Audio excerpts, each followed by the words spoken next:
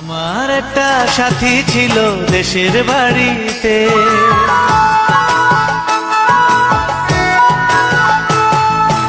আমার একটা সাথী ছিল দেশের বাড়িতে, মিষ্টি প্রেমের লিখত চিঠি প্রতি মাসেতে।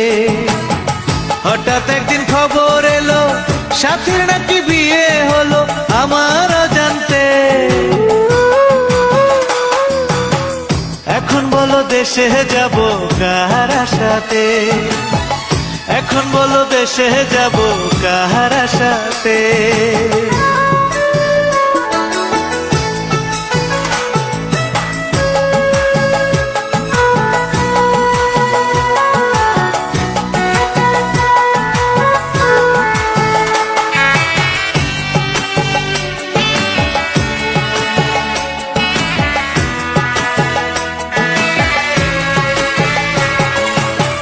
কাজের ফাঁকে যেতাম ছুটে দেখতে সাথীর মুখ, রেশমি চুড়ি কাজল টিপে খুঁজে পেত সুখ।